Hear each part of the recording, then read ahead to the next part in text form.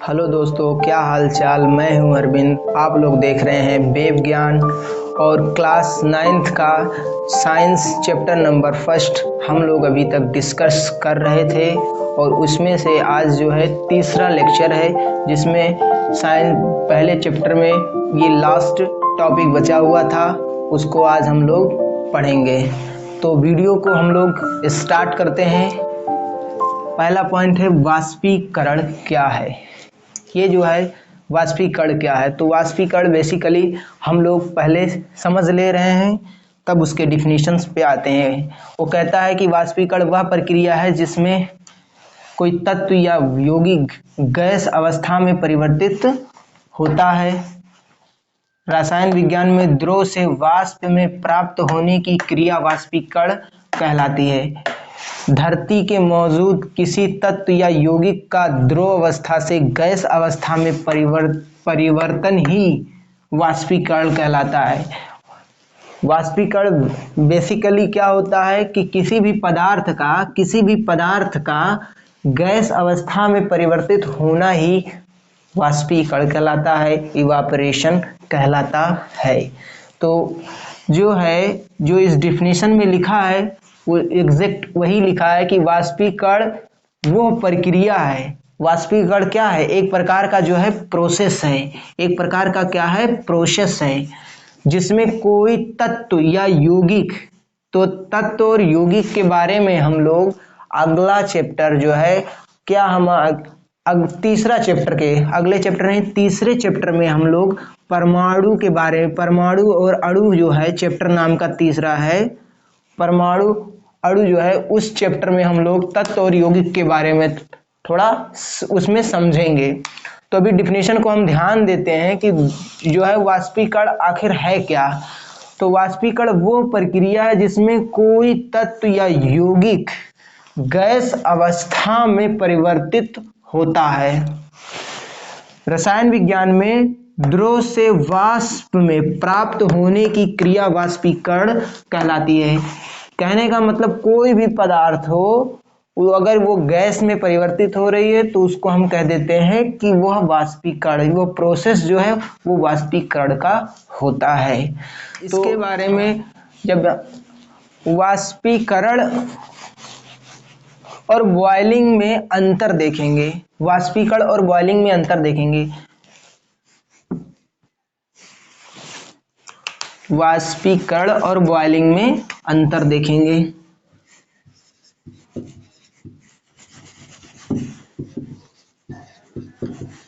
जो बॉइलिंग होता है और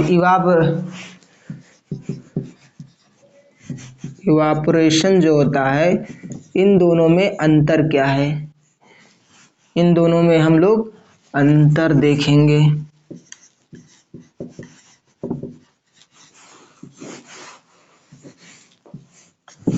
तो वाष्पीकरण ये जो है बॉइलिंग में क्या होता है, बॉइलिंग में क्या होता है, इसमें भी पदार्थ जो होता है द्रव अवस्था से गैस अवस्था में बदलने को ही हम बॉइलिंग कहते हैं। इसमें भी सेम प्रोसेस होता है कि पदार्थ द्रव अवस्था से गैस अवस्था में बनने को ही हम क्या कहते हैं, इवापोरेशन कहते हैं या वाष्पीकरण कहते हैं। तो इसमें अंतर क्या होता है, इसमें क्या होता है, बॉइलिंग में जब द्रव जो होता है, जो द्रव को मिलने वाला जो ताप होता है, इसको मिलने वाला जो ताप होता है, द्रव का अपना एक बॉइलिंग पॉइंट होता है, द्रव का जो है अपना एक बॉइलिंग पॉइंट होता है, बॉइलिंग पॉइंट होता है। तो जब द्रव को दिए जाने वाला जो ताप होता है, जब वह ताप बॉइलिंग पॉइंट के बराबर हो जाता है या बॉइलिंग पॉइंट के करीब आ जाता है, तब वह द्रव जो है वो गैस में चेंज होने लगता है। इसमें ये प्रोसेस होता है। लेकिन इवापोरेशन में कुछ ऐसा प्रोसेस होता नहीं है। यहाँ पर एनी टेम्परेचर, किसी भी ताप पर जो है द्रव जो है गैस अवस्था में परिवर्तित हो जाता है। तो इसे इवापोरेशन कहते हैं और बॉइलिंग कहते हैं। अब हम देखते हैं दूसरा अंतर इसमें बॉइलिंग और इवापोरेशन में। तो दूसरा अंतर हम ये देखते हैं कि जो हमारा बॉइलिंग होता है ये एक प्रकार की बल्क प्रोसेस है। बल्क प्रोसेस ये एक प्रकार का जो है बल्क प्रोसेस है, बल्क प्रोसेस है, बल्क प्रक्रिया है। मतलब कहने का अर्थ ये है कि इसमें जैसे हम कोई बर्तन ले लें, हम बर्तन ले लें और उसमें हम जल को रख दें। अब जल को रख दे रहे हैं और उसे हम गर्म करते हैं। उसे हम गर्म करेंगे तो जब तक ये जल का बॉइलिंग पॉइंट कितना होता है, 100 डिग्री सेंटीग्रेड होता है। जब जल 100 डिग्री सेंटीग्रेड पर पहुंच जाएगा तो ये बॉयल होना चालू हो जाएगा। तो ऐसा है नहीं कि वाटर जो है उसका सरफेस का ही बॉयल होगा या नीचे वाला ही वाटर बॉयल होगा। बॉयल होगा तो इसका पूरा का पूरा वाटर जो है बॉयल होने लगेगा। तो इसी को हम कहते हैं कि ये बल्क प्रोसेस है। मतलब ये बहुत बल्क प्रोसेस है, भारी है, पूरा ये वाटर बॉइलिंग में आ जाता है, तो इसीलिए इसे कहते हैं बल्क प्रोसेस है। लेकिन इसमें क्या होता है, इवापोरेशन में क्या होता है, यह जो होता है एक सरफेस प्रोसेस होता है। ये जो होता है सरफेस प्रोसेस होता है, सरफेस प्रोसेस होता है, सरफेस यानी सतही प्रक्रिया होती है। ये क्या सतही प्रक्रिया का मतलब क्या होता है, इवापोरेशन कहाँ पर होता है, जैसे तालाबों में हुआ, नदी में हुआ, जहाँ पर पानी इकट्ठा होता है। मान लो कोई नदी है, वहाँ पर पानी है, वहाँ पे पानी पर क्या होता है, वहाँ ऐसे पानी भरे हुए हैं और सूर्य जो है, सूर्य का जो किरण है, सूर्य से आने वाली जो अल्ट्रावायलेट किरण होती है वो इस पानी पे पड़ेंगी। तो ये क्या करेगा, जो ये पानी के ऊपर सरफेस पे जो पानी है, सरफेस का जो पानी है उसके उस वाटर की मॉलिक्यूल जो है सूर्य से आने वाले अल्ट्रावायलेट किरण जो होती हैं उनसे जो है एनर्जी लेता है, उनसे एनर्जी लेगा और एनर्जी लेकर वो एनर्जाइज हो जाता है, एनर्जी लेकर वो एनर्जाइज हो जाता है और वो क्या होता है, उसका वेपराइजेशन हो जाता है, अर्थात वो जो है हवा यानी गैस अवस्था में जो है परिवर्तित हो जाता है और वो वातावरण में उड़ जाता है। मतलब यहाँ पर आप ये देख रहे हैं कि वाटर जो है किरण जहाँ तक पड़ रही है उसके सरफेस का जो है वही पानी जो है वेपर में बन रहा है, अंदर का पानी तो वेपर में नहीं बन रहा है। इसलिए इसे हम कहते हैं ये सरफेस प्रोसेस है। इवापोरेशन जो है ये सरफेस प्रोसेस है यानी सतही प्रक्रिया है। तीसरा इनमें जो है अंतर जो हम देखने वाले हैं वो अंतर क्या है, तीसरा अंतर जो है ये बॉइलिंग जो है फास्टेड प्रोसेस है, यानी एक तीव्र प्रक्रिया है। बॉइलिंग जो है तीव्र प्रक्रिया यानी फास्टेस्ट प्रोसेस, फास्टर है, फास्टर प्रोसेस। और ये जो है एक स्लो प्रक्रिया होती है, ये जो होती है एक स्लो प्रक्रिया होती है, ये जो होती है एक स्लो प्रोसेस होता है। क्या होता है, स्लो प्रोसेस होती है। फास्ट कैसे होता है, बस यहाँ पर जो है, यहाँ पर द्रव को क्या करना होता है, बस उसका टेम्परेचर जो है बॉइलिंग पॉइंट तक बस पहुंच जाए, पूरा का पूरा वाटर जो है बॉयल होने लगता है। तो ये क्या है, ये फास्टेस्ट प्रोसेस है, इसमें ज़्यादा देर नहीं, ज़्यादा समय नहीं लगता है, एक तीव्र प्रक्रिया इसे कहा जाता है, ये तीव्र प्रक्रिया है। लेकिन इवापोरेशन जो होता है वो धीरे धीरे वाटर जो होता है वेपराइज होता रहता है धीरे धीरे। तो ये क्या है, एक स्लो प्रोसेस है, एक धीमी प्रक्रिया है। तो ये जो होता है बॉइलिंग और इवापोरेशन में ये जो है अंतर होता है। तो हमने सीखा क्या, हमने ये जाना कि इवापोरेशन होता क्या, इवापोरेशन वाष्पीकरण क्या होती है, बेसिकली कुछ नहीं होता है, ये जो होता है द्रव से गैस बनने की जो प्रक्रिया होती है उसी को हम वाष्पीकरण कहते हैं। किसी भी पदार्थ का या द्रव का गैस में बनने की प्रक्रिया ही वाष्पीकरण कहलाती है। और वाष्पीकरण और बॉइलिंग में अगर अंतर देखा जाए तो बॉइलिंग में जो होता है द्रव जो होता है अब उसका दिया गया जो ताप होता है वो अपने बॉइलिंग पॉइंट तक जब पहुंचता है तब वो द्रव गैस अवस्था में परिवर्तित होता है। लेकिन इवापोरेशन में ऐसा कुछ कंडीशन नहीं है, उसमें जो होता है किसी भी टेम्परेचर पे वो द्रव से गैस अवस्था में चेंज हो जाता है। दूसरा पॉइंट हम लोगों ने डिस्कस किया कि बॉइलिंग जो होती है वो एक बल्क प्रोसेस होती है और जो इवापोरेशन का सेकंड पढ़ा वो एक सरफेस प्रोसेस होती है। बॉइलिंग में बल्क प्रोसेस जो है वो क्या है, बल्क प्रोसेस का मतलब हमने क्या है कि पूरा वाटर जो है बॉयल करना चालू हो जाता है और इसमें जो है उसी सरफेस वाला ही वाटर जो है वेपराइज होता रहता है। तो ये सरफेस प्रोसेस है, ये एक फास्टर प्रोसेस होता है, मतलब बहुत ज़्यादा तीव्र प्रक्रिया होती है, लेकिन ये स्लो प्रक्रिया होती है। तो हमने इसके बारे में देखा। अब हम देखेंगे वाष्पीकरण को प्रभावित करने वाले कारकों के बारे में अध्ययन करने वाले हैं। तो इसको हम मिटा दे रहे हैं, इसका स्क्रीनशॉट ले लीजिए।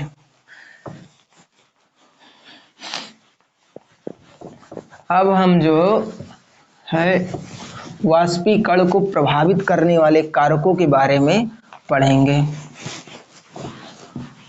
तो देखते हैं वाष्पीकरण को प्रभावित करने वाले कारक। वाष्पीकरण को प्रभावित करने वाले जो कारक हैं वो 4 कारक हैं। ताप में वृद्धि, सतह क्षेत्र बढ़ने पर, वायु की गति में वृद्धि, आर्द्रता में कमी। ये 4 कारक हैं जो वाष्पीकरण को प्रभावित करते हैं। अब हम एक एक करके देखते हैं कि वाष्पीकरण को कैसे प्रभावित करते हैं। तो ताप पर चलते हैं।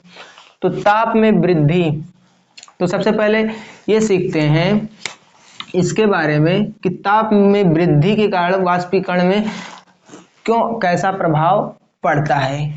तो हम लोग जो है गर्मी के मौसम में क्या करते हैं, कपड़े को धुलकर और लेकर जाते हैं कपड़े को सुखाने के लिए, और उस कपड़े को वहाँ पर ले जाते हैं, फैला कर रख देते हैं और कुछ ही क्षण में लगभग 10 से 15 मिनट के अंदर हमारा जो कपड़ा है, अगर कड़ा धूप निकला है तो कपड़ा जल्दी सुखा जाता है।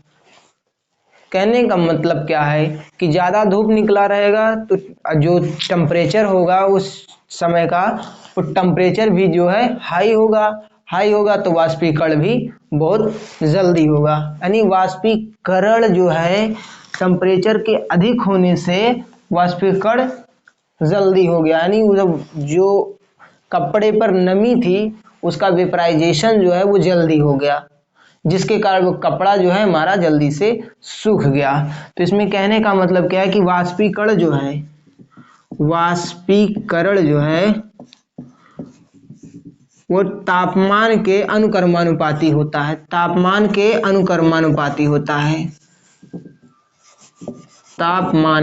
अनुक्रमानुपाती होता है।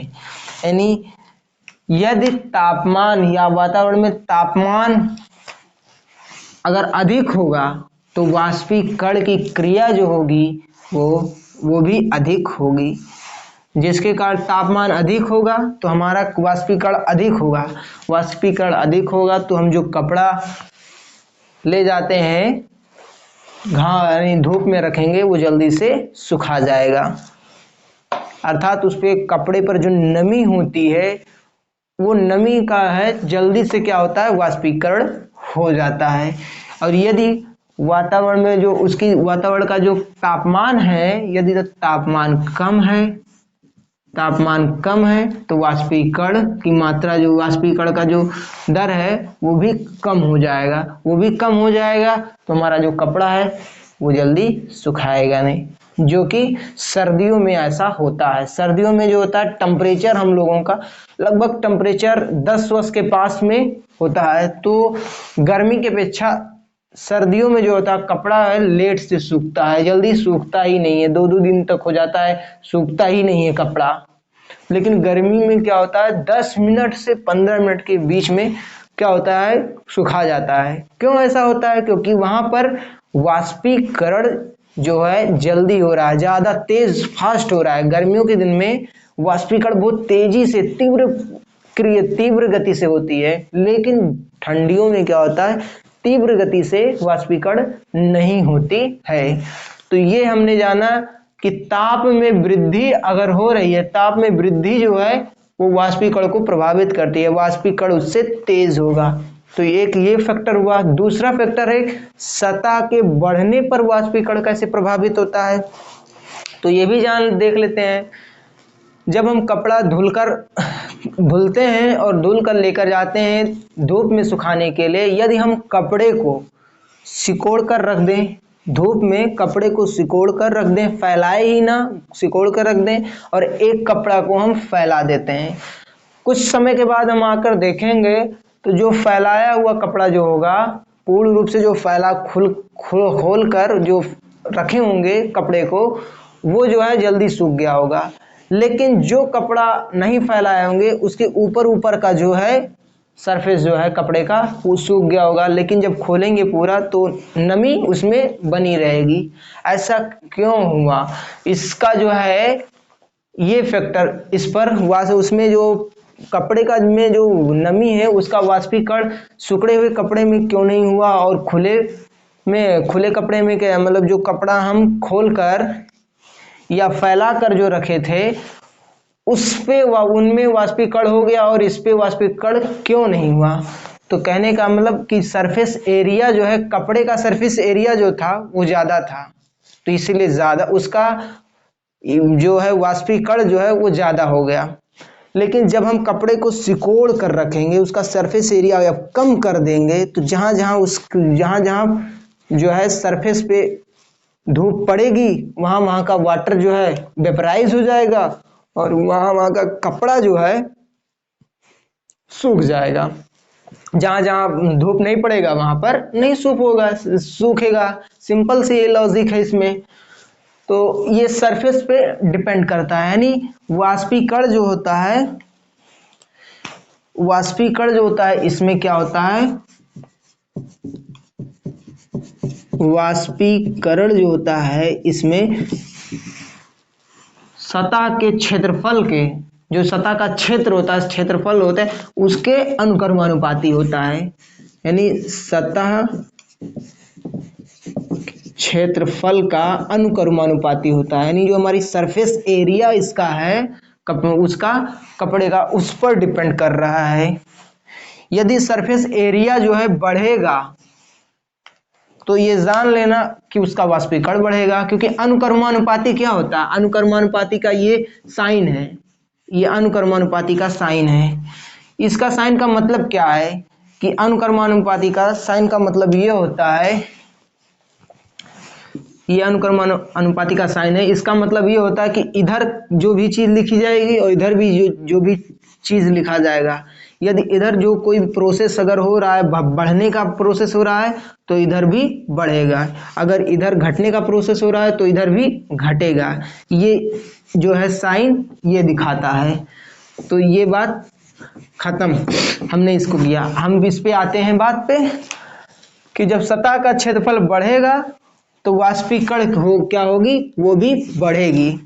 यदि यानी सतह का क्षेत्र यानी कपड़े को खुला रखेंगे तो वाष्पीकरण उस पे वाटर का वेपराइजेशन अधिक होगा, अर्थात वाष्पीकरण उसका अधिक होगा तो वो जल्दी सूख जाएगा। यदि हम कपड़े को सिकोड़ यानी अगर कपड़े को सिकोड़ कर रखेंगे यानी उसके सरफेस एरिया को कम कर देंगे, तो सरफेस एरिया को कम कर देंगे तो उसमें उपस्थित नमी जो है उसका वेपराइजेशन जो है वो कम होगा, अर्थात वाष्पीकरण उसमें कम होगी, तो कपड़ा हमारा सूखेगा ही नहीं। तो ये बात इसमें हुई। अब हम तीसरा जो है पॉइंट है क्या पढ़ेंगे, वायु की गति में वृद्धि अगर कर दी हो जाती है तो वाष्पीकरण पे क्या प्रभाव पड़ता है। तो उसको हम ये देखेंगे कि जब तेज यदि धूप निकला हो या ना निकला हो, कोई इसमें जो है कभी कभी हम क्या देखते हैं कि धूप निकला हो या ना निकला हो, हम कपड़े को ले जाते हैं सुखाने के लिए, यदि वह हवा तेज चल रहा हो तो क्या करते हैं, हम कपड़े को आराम से ले जाते हैं, प्लग लगाते हैं और उस पे लगा के रख देते हैं, आराम से कपड़ा हवा जैसे चलता है कपड़े पर वो अपने आप सुखा देता है, सूख जाता है कपड़ा। अर्थात कहने का मतलब जब हवा तेज चलेगी तो इवापोरेशन, उसमें जो वाष्पीकरण की क्रिया होती है वो भी तेज हो जाती है, क्योंकि धूप नहीं निकला था तो कपड़ा भी वो भी सूख नहीं रहा था। लेकिन जैसे हवा चलने लगी तो कपड़ा भी उसमें जो वाष्पीकरण की क्रिया जी थी वो तेज हो गई, जिससे वो कपड़ा हमारा जो है जल्दी से सुखा गया। कभी कभी क्या होता है कि रात के दिनों में, जब रात के दिनों में कह रहे हैं, गलत, रात में क्या होता है कि रात में कहीं जाना, रात सुबह कहीं जाना है और रात में हमने कपड़ा धो दिया, अब सुखाएं कैसे? तो पंखा स्टार्ट करके उसके सामने कपड़े को रख देते थे ताकि वो सूख जाए जल्दी से। तो यहाँ पर क्या किसका यूज कर रहे हैं? वायु का यूज कर रहे हैं कि वायु तीव्र गति से निकल रही है और जिससे उस पर लग रहा है और वो सुखा रहा है। तो नहीं, वायु की जब गति में वृद्धि हो करेंगे तो वाष्पीकरण की क्रिया जो है वो भी वृद्धि होगी। तो इससे हम ये कह सकते हैं कि वाष्पीकरण जो होता है, वाष्पीकरण जो होता है वो वायु की गति के अनुक्रमानुपाती होती है। वायु की गति के अनुक्रमानुपाती होती है, वायु के गति के अनुक्रमानुपाती होता है। अर्थात वायु अगर तेज रहेगा, वायु की मात्रा अगर तेज रहेगी, वायु तेज गति से चलेगा तो कपड़े जल्दी से सुखाएंगे, उसमें वाटर का जो वेपराइजेशन ज्यादा होगा, अर्थात वाष्पीकरण उसमें ज्यादा होगा, वाष्पीकरण उसमें ज्यादा होगा। और जब वायु की गति धीमी होगी, यानी कम होगी, तो कपड़ा हमारा धीरे धीरे सुखाएगा, अर्थात वाष्पीकरण उसमें कम होगा। चौथी पॉइंट हम पढ़ने वाले हैं, इसमें आर्द्रता में कमी। वाष्पीकरण को प्रभावित करने वाला कारक आर्द्रता में कमी, ये क्या है? जब आर्द्रता की कमी, यानी इस समय ठंडी चल रहा है, कोल्ड यानी विंटर सीजन चल रहा है, इस समय क्या है कि वायुमंडल में जो है वाटर के मॉलिक्यूल्स उपस्थित है, अर्थात में नमी की उपस्थिति ज्यादा। इस समय जो होता है विंटर के मौसम में क्या होता है, नमी वातावरण में ज्यादा होती है। तो नमी ज्यादा होता है तो ज्यादा हमेशा क्या होते हैं, कपड़े नहीं सूखते हैं। क्यों नहीं सूखता है? क्योंकि वहां पर वेपराइजेशन नहीं हो रहा है, वहां पर वाष्पीकरण की क्रिया जो होती है ठंडी में वो बहुत ही स्लो होती है, जिसके कारण से वहां पर जो क्या नाम है, कपड़े जो सूखता है वो बहुत लेट से सूखता है हमारा कपड़ा। और गर्मी में जो होता है नमी बहुत कम होती है वातावरण में, जिससे वेपराइजेशन जो होता है वो भी बहुत तेजी से होता है और कपड़े जल्दी से सूख जाते हैं। तो ये आर्द्रता इस पर डिपेंड करती है। यानी आर्द्रता जो है, आर्द्रता का मतलब क्या होता है? नमी, बेसिकली मॉइस्चर। क्या है? नमी है और कुछ नहीं, वही आर्द्रता। तो अगर नमी वातावरण में ज्यादा होगी तो वाष्पीकरण की क्रिया जो होती है वो कम होगी। यदि नमी अधिक होगा तो वाष्पीकरण की क्रिया कम होगी, यदि नमी कम होगा तो वाष्पीकरण की क्रिया अधिक होगी। तो इसको हम कह सकते हैं कि वाष्पीकरण जो होता है वो व्युत्क्रमानुपाती होता है। किसके? नमी के, आर्द्रता के, नमी के जो होते हैं व्युत्क्रमानुपाती होता है। व्युत्क्रमानुपाती का मतलब क्या होता है कि जब ये बढ़ेगा, नमी वायुमंडल में, वातावरण में नमी की मात्रा अधिक होगी तो वाष्पीकरण, जो नमी होगा वस्त्र पे, जो हमारे कपड़े होंगे उनमें जो नमी होगा उसका वेपराइजेशन बहुत ही कम होगा, जैसे ठंडियों में।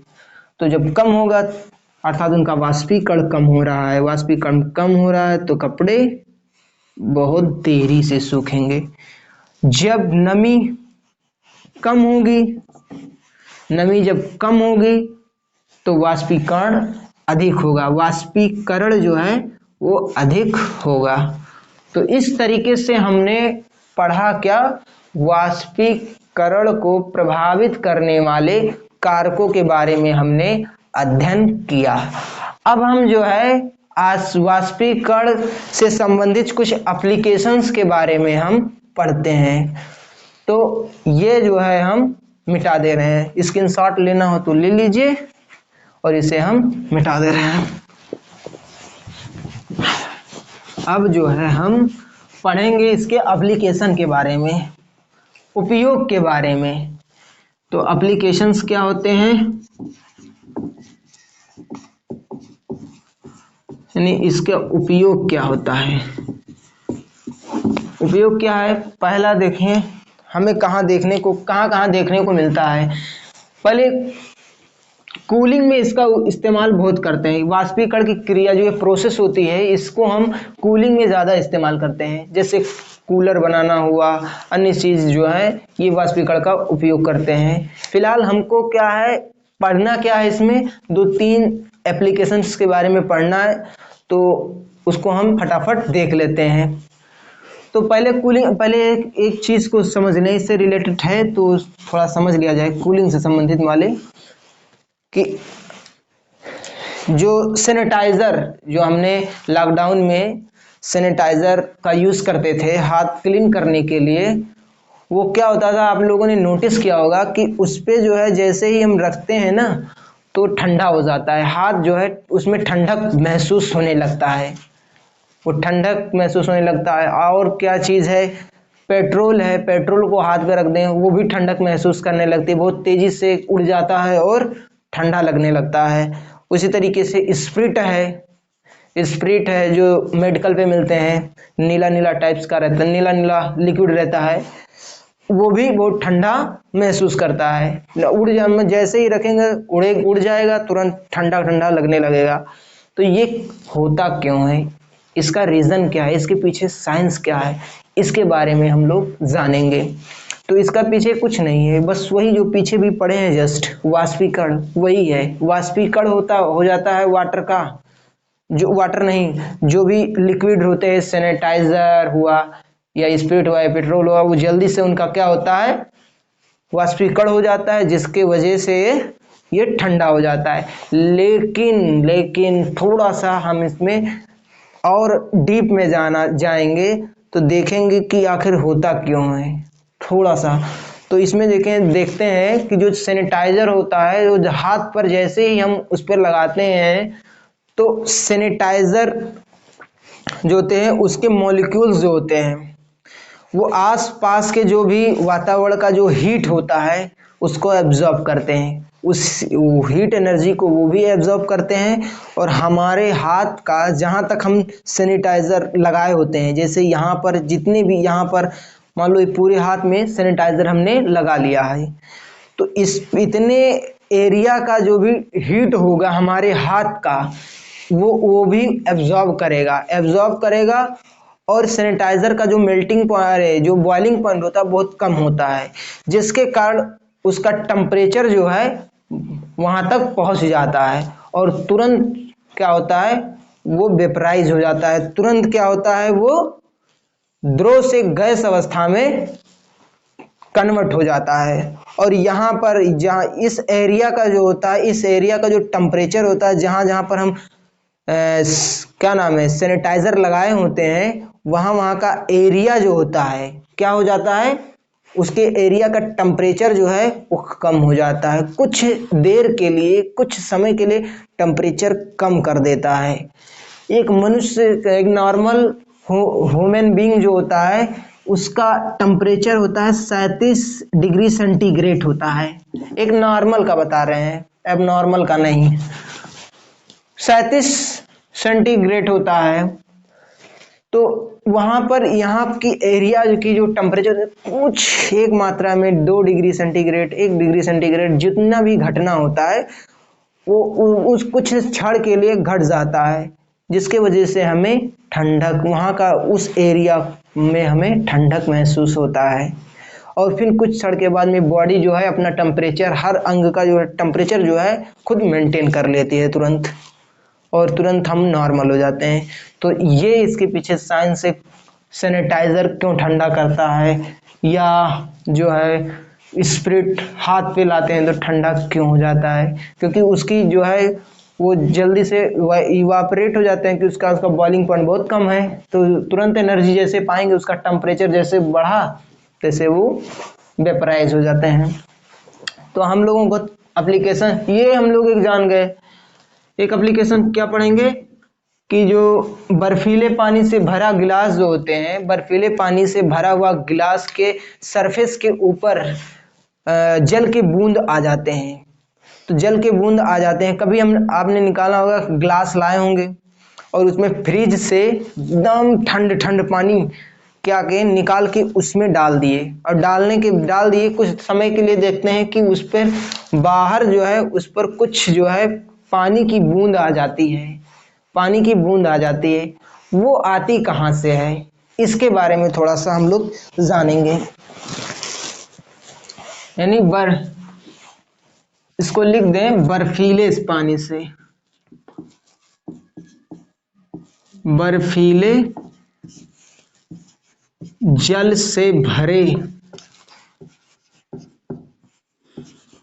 जल से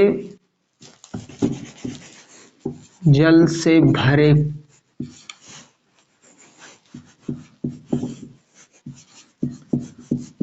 गिलास के बाहरी सतह पर जल के बूंद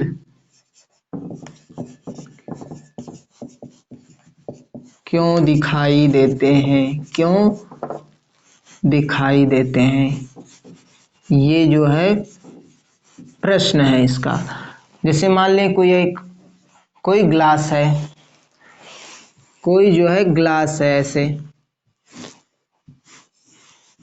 और यहाँ पर एकदम फ्रिज से निकाल कर पानी हम लोग क्या कर दिए, इसमें रख दिए। देखते हैं कि कुछ समय के बाद इसमें वाटर के ड्रॉपलेट्स जो है इस पे आ जाते हैं। तो ये कहाँ से आते हैं इसको देखते हैं। तो ये जो है जैसे पानी इसमें हम लोग रखते हैं तो क्या होता है कि पानी जैसे ठंडा पानी इसमें रखते हैं गिलास में, तो ग्लास भी ठंडा हो जाता है। जब ग्लास ठंडा हो जाता है तो वातावरण में उपस्थित जो वायु यानी आसपास जो उपस्थित गिलास के उपस्थित वायु जो होती है, वायु में क्या होता है, नमी होता है। तो उस नमी को क्या करता है, ठंडा करता है। वो नमी ठंडी होती है अर्थात उसका संघनन होता है, और वो नमी संघनित होती है, जिसके कारण वो गैस वेपर में होता है पहले, फिर वो द्रव में कन्वर्ट हो जाता है। जब द्रव में कन्वर्ट होता है तो इस पे जो है जल के बूंद दिखाई देते हैं। तो यही रीजन है कि बर्फीले जल से भरे गिलास की बाहरी सतह पर जल के बूंद क्यों दिखाई देते हैं, तो इसका रीजन ये था। अब हम दूसरा एप्लीकेशन पढ़ते हैं, गर्मी के दिनों में सूती कपड़ा क्यों पहना जाता है। तो ये देखते हैं कि गर्मियों के दिनों में जो होता है हमारे शरीर पर जो होता है ज़्यादा पसीना आता है। जब ज़्यादा पसीना आता है तो सूती कपड़ा क्यों पहना जाता है, इसका थोड़ा सा जान लेते हैं। सूती कपड़ा में खासियत बात होती है कि वो पानी को ज़्यादा सोखता है, नमी यानी पानी को वो बहुत ज़्यादा सोख लेता है, पानी को बहुत ज़्यादा सोखता है। बस इसी का फ़ायदा उठाते हैं हम लोग कि क्योंकि गर्मियों में हम लोगों को पसीना ज़्यादा आता है तो उसको हम सूती कपड़ा पहनते हैं। सूती कपड़ा क्यों पहनते हैं, क्योंकि जो पसीना जो होगी वो उसको सोख लेगा। जब उसको सोख लेगा तो उस पर उपस्थित जो पसीना होगा, कपड़े पर जो पसीना आएगा, वो पसीना जो होता है उसका वाष्पीकरण हो जाएगा। जब वो वाष्पीकरण हो जाएगा तो क्या होगा, हमें वो ठंडक महसूस होगा। तो यही बस इसी रीजन की वजह से हम लोग सूती कपड़ा पहनते हैं। यदि हम सूती कपड़ा ना पहनेंगे, पसीना नहीं उड़ेगा, तो उससे कुछ स्किन से रिलेटेड कोई प्रॉब्लम आ सकता है। लेकिन यदि सूती कपड़ा पहनते हैं तो पानी जो है, जो हमारे पसीना निकलता है हमारी बॉडी से, उसका जो है वो उसका वाष्पीकरण होगा तो कम चांसेस है कि हो सकता है कि स्किन से रिलेटेड कोई प्रॉब्लम हमें ना हो। तो ये होता है